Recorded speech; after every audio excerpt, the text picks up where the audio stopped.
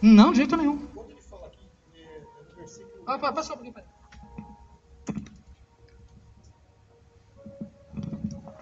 Aqui no versículo 10, que ele fala, nisto conhecereis que o Deus vivo está no meio de vós, e expulsará diante de vós os cananeus, os heteus, os heveus, os ferezeus, os giganseus, os amorreus e os jebuseus. Nós podemos dizer que isso aqui são espíritos do mal? Ou não? Essa é a pergunta? É. Passo mais. Olha, filho, o espírito do mal passou bem longe aí, viu? O problema é da sua alma. 90% dos nossos problemas é eteu. Você vê que ele falou eu. Quando Deus quer tratar de fatores externos, ele usa outros nomes, sabe? Os gesritas, enritas, termina com icas, o zicas, tá? Quando Deus quer falar, eu não posso pegar um texto fora do contexto e transformar num pretexto, senão eu estaria sendo herege. Tá? Eu estou falando isso baseado no que é isso. Né? A Bíblia no original é isso. Quando ele fala de eteu, ele fala de problemas internos. Quando fala de ritas, icas, tem outros povos, aí ele fala de problemas externos. No caso dos espíritos, são fatores externos, ok? Aqui a nossa prioridade aqui, a nossa prioridade é resolver questões internas. Yas Sharat, curados para servir. Aqui vocês estão, demônio, vocês tiram o demônio de letra. O nosso maior desafio não é o demônio. O nosso maior desafio são problemas da alma. Obrigado. Entendeu? O nosso maior desafio é ganhar a nossa... Você lembra que a palavra de Deus é poderosa para salvar as nossas almas? Porque nós somos um espírito, que temos uma alma, que habitamos num corpo. Quando você nasce de novo em Cristo Jesus, o teu espírito ele é instantaneamente salvo. Porém, a sua alma vai demandar a tua vida inteira para você conquistar. Porque tem hora que você tem que vencer um eteu, outra hora um ferezeu. Aí você mata aqui, conserta para trás, nasceu uma meia dúzia até você tem que voltar lá. É isso. É exatamente isso. A nossa luta não é contra carne e sangue, mas é contra... A palavra principados é arqui. A palavra é estrutura pensante, modo que eu tenho de pensar. Tem coisas que vocês vão mudar a maneira de pensar com uma informação que faz assim, crack, dá um clique na cabeça de vocês. A nossa guerra não é contra carne e sangue, mas é contra principados, potestades e dominadores. Aí, quando fala a palavra, aí sim, aí está falando questões externas, tá? Quando fala principado, a palavra arqui, tá? Que significa o principado, a origem do problema. Tá? Que na maioria das vezes nós lidamos com a consequência do problema. E temos dificuldade. Ação isso. Mas, então, qual o problema? Nós lidamos só com a reação e nunca com aquilo que provoca. Se lembra da mulher Ciro-Fenícia? Você lembra daquela mulher que a filha estava terrivelmente endemoniada? Como é que Jesus tratava com ela? Só patada na mulher, velho. Chamou a mulher de cachorra. Ou não? Tem que falar não? Está escrito lá. Está escrito. Agora, por que ele fez isso com ela? Porque ela era Ciro-Fenícia. Ciro-Fenícia é a estrutura grega. Grego era conhecido pelo orgulho. Então, como é que ele trabalhou com a estrutura de orgulho nela? Pá. Isso. Perfeito. Ferindo o orgulho dela. Pá. Ela fala, ele não responde. Até os apóstolos falaram, você não vai dar bola para ela não, tu só está dando um testemunho fazendo isso. Jesus, os apóstolos começaram a colocar Jesus numa reunião de exortação. Jesus ficou quieto. E ela veio, olha assim, ela falou, o pão é só para os judeus e não para a cachorra. Como é que ela respondeu? Sim, Senhor. O pastor vai te mandar fazer alguma coisa, você vai falar o quê?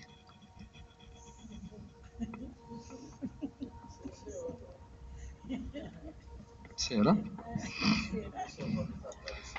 Será que a pastora pode falar mais duro com você? Ou você vai ficar tudo dodóizinho? Hã? Ele chamou ela de cachorra. E ela entendeu o tratamento e falou, sim, senhor, mas que cai da mesa e alimenta. Quando ele fala isso, dá uma explosão no reino de Deus, no reino do inferno. Pá! Ele falou, sua filha foi curada. A filha dela não estava na cena. O problema do endemoniamento da filha estava no espírito de orgulho da mulher cirofilícia. E não tinha nada a ver com o que eu estava ensinando. Mas vamos lá, tá valendo, tá gravando, tá valendo, certo? Agora vocês vão me ajudar, onde é que eu estava aqui? No 15? Então, vamos lá. Deixa eu ler para saber o que eu ia falar para vocês. Espera aí. Quando os que levavam a arca chegaram ao Jordão, e os pés dos sacerdotes que lavavam a arca se molharam na beira das águas, ora, o Jordão transbordava todas as suas ribanceiras durante todos os dias da seca. Ou seja, cheio. O Rio Jordão, tem época que você atravessa ele assim, ó, chapa, que a água fica assim, ó. Agora tem época que a água transborda. Eu fico imaginando, agora vamos contextualizar a Bíblia, né? Um cara fala para eu colocar uma arca nas costas, nos ombros, com mais uma meia dúzia. Vai em direção do Rio Jordão. Camarada, o Rio Jordão nessa época estava mais... Já viu no Jornal das 6, quando o Rio Tietê tá aquela enchente, fica aquela enxurrada. Vem cá. Tem coragem de encarar essa, velho? Você com uma arca aqui, velho. Aquele aguaceiro, meu judeu no deserto, de quanto em quanto tempo tu vê água, velho? Não? Aquele troço serpenteando. E ele fala, vai que eu sou contigo. Vai que é sua, Tafarel. Mano, não deve ser fácil. Deus falava com quem? Com quem Deus falava, gente? Eu vou dar uma dica, começa com Ju e termina com Eva. Deus falava com Josué, certo, mano? O Espírito de Deus não habitava nos outros, certo? Falou com Josué, não falou contigo, certo? Quem tinha visão era o homem. E o homem falou, você carrega a arca. Tu vai?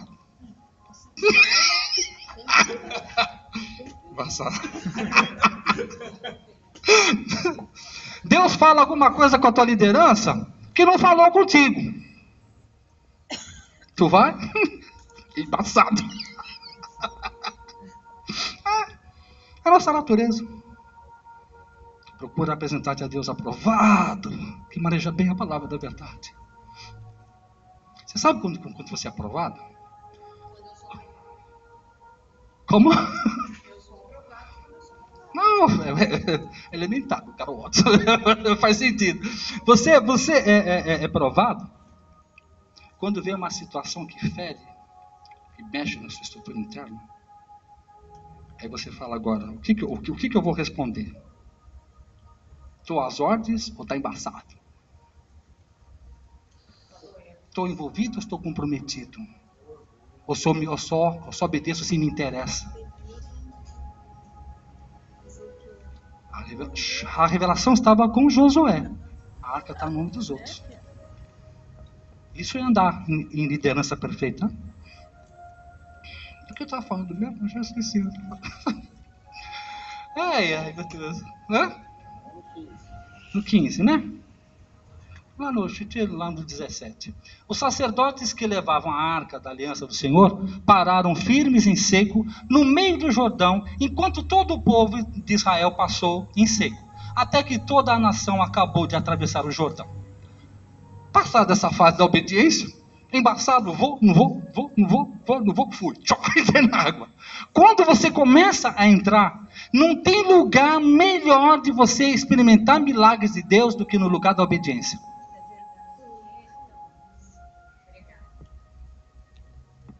Quando você resolve obedecer, não necessariamente entender, mas obedecer, é onde você começa a ver o milagre de Deus acontecendo na sua vida. O milagre de Deus está vindo hoje por obediência, por filhos maduros que obedecem. Pai, de preferência passa de mim esse cálice, mas eu te obedeço, seja feita a sua vontade. É uma geração apostólica, que obedecem, mesmo que custe a própria vida. Agora vamos lá. No movimento dessa água, eu fico imaginando quantos mil litros de água passa por segundo. Diz a palavra de Deus que a água começou a emparedar. Lá longe, mas emparedando. Ok? Imagina que você está com uma arca, no meio de um rio, de um leito seco de rio, e aquela água subindo lá para cima. Aí você está com a arca aqui, aí você começa a calcular. Se aquela coisa despenca, eu não posso largar a arca, porque se eu largar a arca, essa coisa vai cair no chão e vou prejudicar os outros. Você lembra daquela cena do filme da Tropa de Elite lá? Segura a granada aí, velho. Você lembra daquela cena que ele arranca o pino da granada? Se tu largar essa granada, todo mundo vai morrer explodido aqui. Era o 0 quem lá, o 05, sei lá que era o cara lá. 06, glória a Deus. Aí, ó.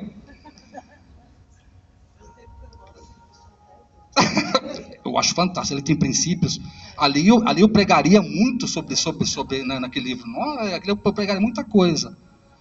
Deus quer dar uma granada e tirar o pino.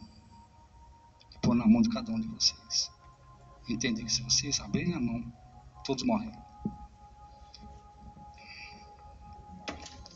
Tem gente que foi aqui para dentro com amor para poder receber. Sabe que você vai receber uma granada sem pino? Vocês perceberam que a porta está aberta? Ainda está tempo, gente. A porta está aberta ali. Eis que coloco, tinha uma porta lá. A porta está aberta lá. Pensa bem. Porque depois que tu abraçar, e depois que você pegar, e só tem uma maneira de você pegar essa granada e ela não explodir. Apóstolo, profeta, pastor, evangelista e mestre. É ter o conhecimento, é ter a instrução necessária para ficar com isso até o fim. Você lembra quando Jesus cura aquele homem da mão ressequida? Dentro do sistema religioso? Você lembra que o homem tinha a mão ressequida e falou... Você não me lembra o que ele falou? Ele falou, a mão fez assim, a mão abriu. Isso significa o quê? Os ministérios ressurgindo pela palavra de Cristo, do sumo apóstolo. Isso é outra pregação, isso é outra coisa. Tá? Onde é que estava eu aqui? Eu parei no 15, né? 17, já falei.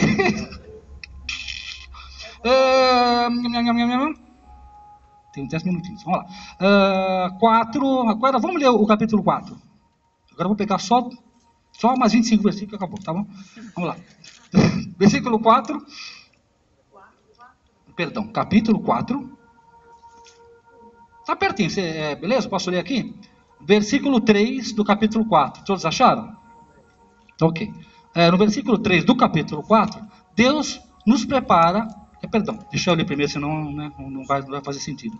4, 3. E ordenai-lhes, tomai daqui do meio do Jordão, do lugar em que estiveram parados, os pés dos sacerdotes, 12 pedras, e levai-as convosco para outro lado, e depositaram-nas no lugar em que haveis de passar a noite. Tá?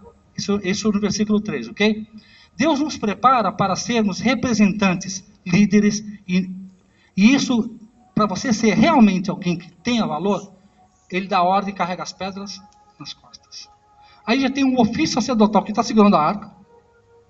Aí Deus dá uma ordem, separa cada homem de cada tribo, das 12 tribos de Israel, e manda que eles peguem uma pedra do leito seco do rio,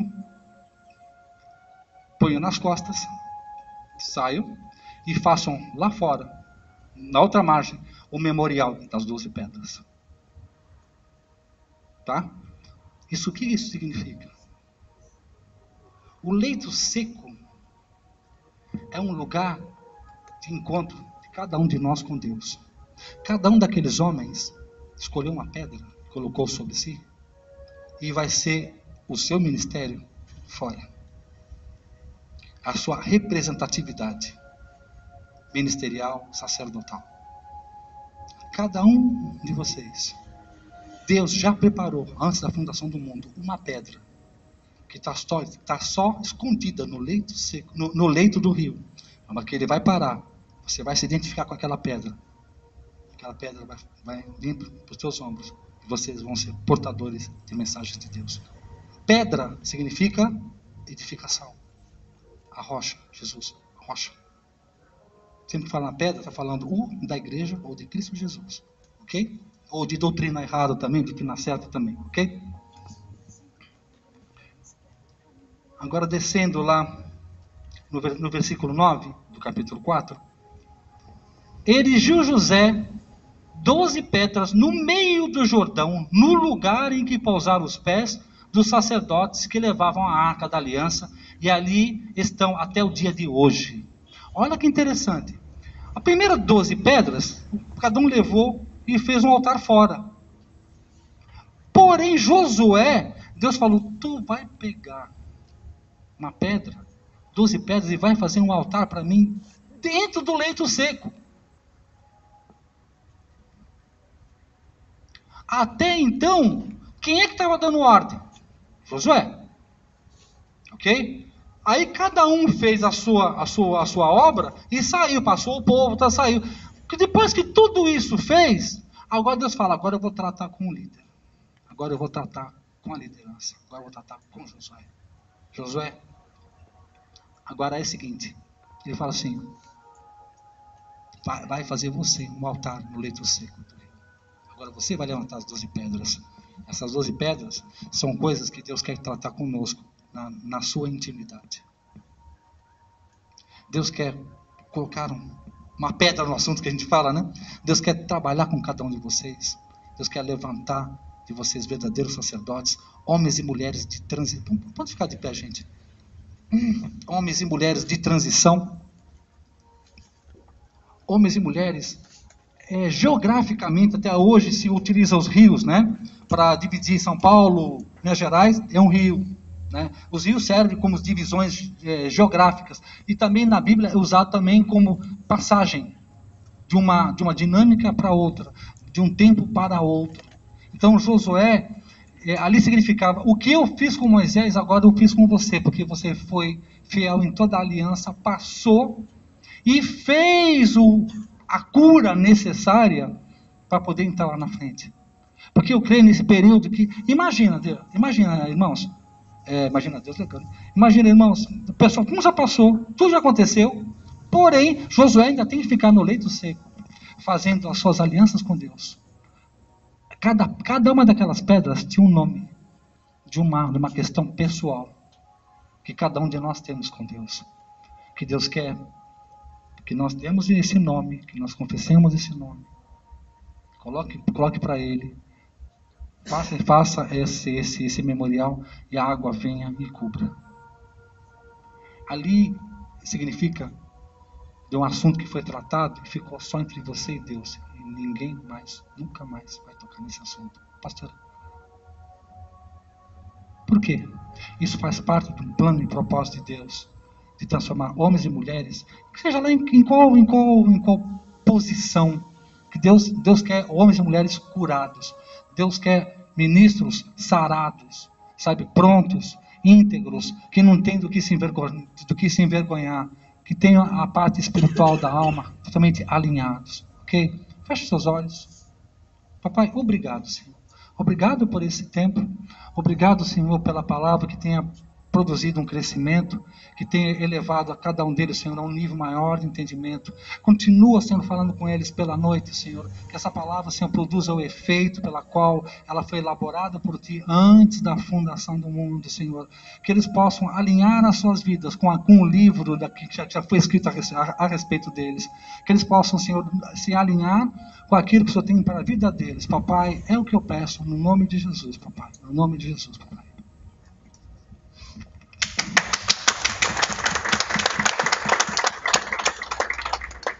Amém. Graças a Deus, né? Nós temos esse tempo que nós estamos aqui expostos pela palavra de Deus, né?